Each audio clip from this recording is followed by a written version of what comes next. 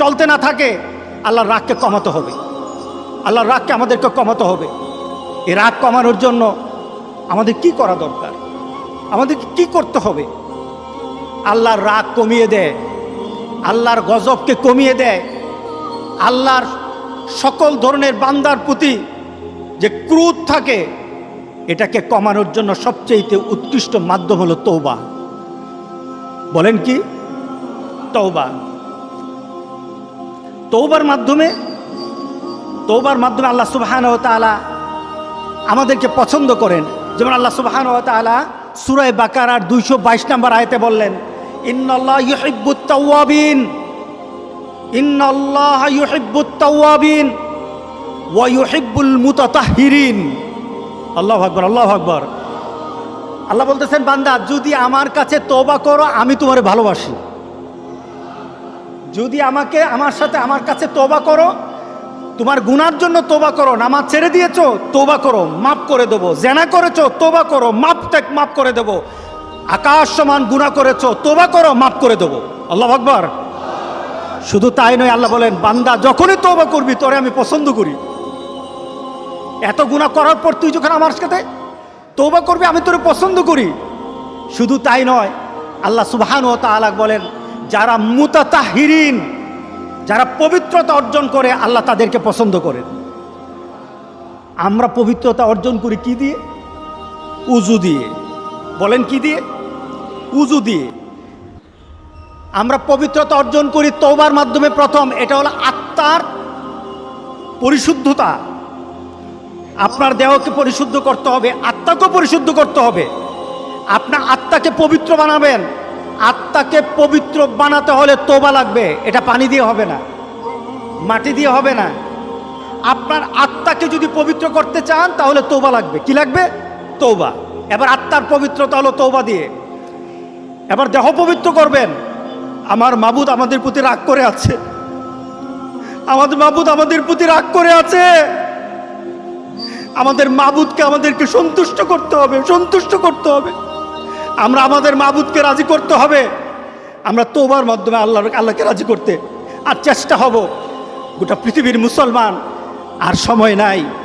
সুতরাং আমরা আল্লাহর কাছে প্রাণ বলে আজকে কাঁদি। যারা নামাজ পড়ো না, তুমি টের পাও না, মসজিদের দরজা তোমার জন্য বন্ধ হয়ে যাবে। তুমি মনে রেখে দিও, মসজিদের সাথে তোমার সম্পর্ক তোমার হয় নাই, তুমি জান্নাতের দরজাও তুমি খুলতে পারবা না। তুমি এখনো বেনামাজি, এখনো সকালবেলা তুমি ঘুমাও, এখনো তুমি আল্লাহকে ভুলে আছো, এখনো তোমার কাছে তওবার কথা তোমার চিন্তাতে আসে নাই। তুমি অনেক কিছু হতে পারো, তুমি মুসলমানের কাতারে থাকবা না। তুমি অনেক কিছু হতে পারো, তুমি ইসলামের কাতারে থাকবা না। সুতরাং আমার রাসূলের কথা হলো, তওবা তো তখন পর্যন্ত। আমার আল্লাহ বলেছেন, লাইসাতিত তাওবাতু লিল্লাযিনা ইয়ামালুনা সাইয়্যাত। একটা মানুষ পাপ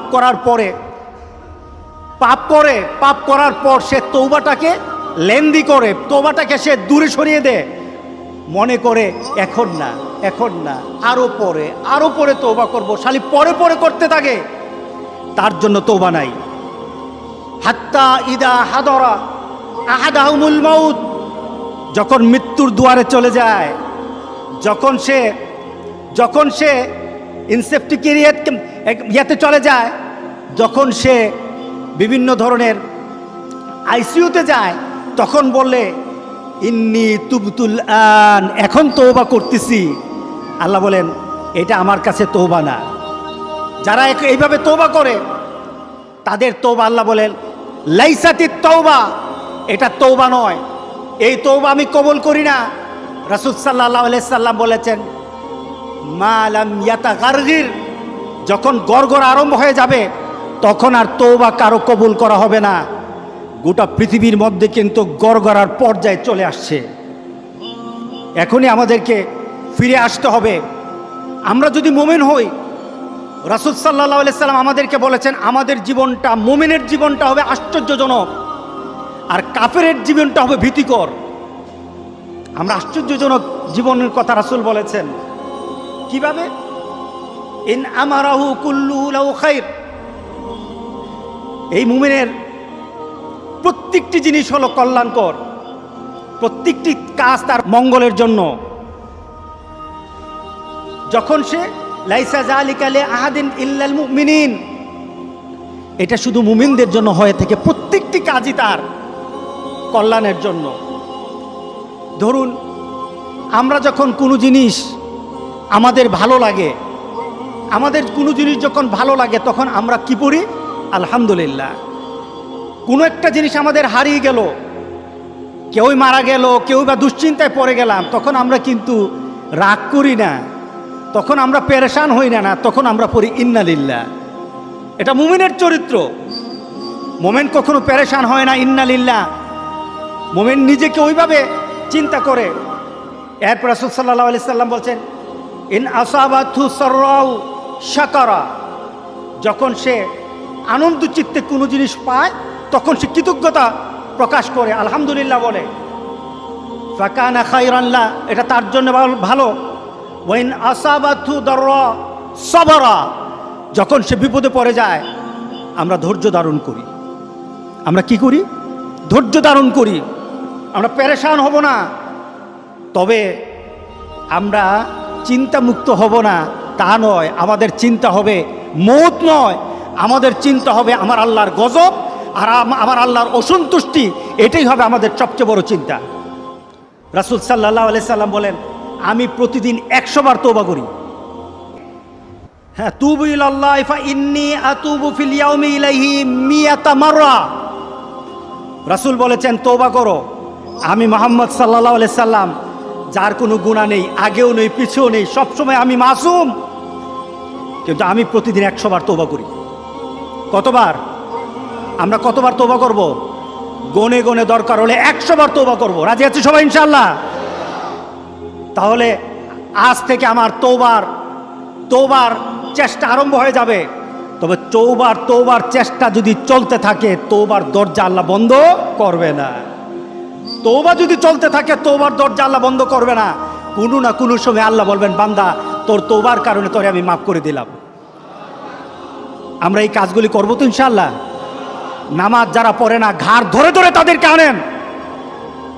কেন নামাজ পড়বা না? তুমি মুসলমান, এই মুহূর্তে তুমি আমরা এক কাতারে দাঁড়াই। এটা যদি আপনার সন্তান হয়, ধরেন নামাজ পড়তে আসো। রাগ করতেছেন? কঠিন করে কথা বলেছি? আমি কঠিন করে বলি নাই। আমাকে বলানো হয়েছে মুহাম্মদ সাল্লাল্লাহু আলাইহি সাল্লামের কথা কঠিন ছিল নামাজের ব্যাপারে। কেউ যদি আমার কঠিন কথাকে কঠিন হিসাবে নেন, তাহলে রাসূলকে কঠিন বানাতে হবে। রাসূল সাল্লাল্লাহু আলাইহি সাল্লাম বলেছেন, তোমার সন্তান 7 নামাজ শিখাও, তোমার সন্তান 10 নামাজ না পড়লে তার পিটাও। কে বলেছেন? কে বলেছেন? রাসূল বলেছেন। তাহলে রাসূল কঠিন হলেন না? নামাজের ব্যাপারে কঠিন না? নামাজের ব্যাপারে আমরা কখনো সহজ হব না। রাজি আছি তো সবাই ইনশাআল্লাহ? নামাজের ব্যাপারে আমাদের কোনো সহজতা নাই, কোনো কম্প্রোমাইজ নাই, কারোর সাথে আমার সম্পর্ক নাই। নামাজ আছে তো সম্পর্ক আছে, নামাজ নাই আল্লাহর সাথে তার সম্পর্ক নাই, আমার সাথে তার কোনো সম্পর্ক নাই। আপনি ঘোষণা দেন, পরিবেশ সুন্দর হয়ে যাবে, তওবা কবুল হবে, আল্লাহ আমাদেরকে রক্ষা করবেন, আল্লাহ আমাদেরকে রক্ষা করবেন ইনশাআল্লাহ।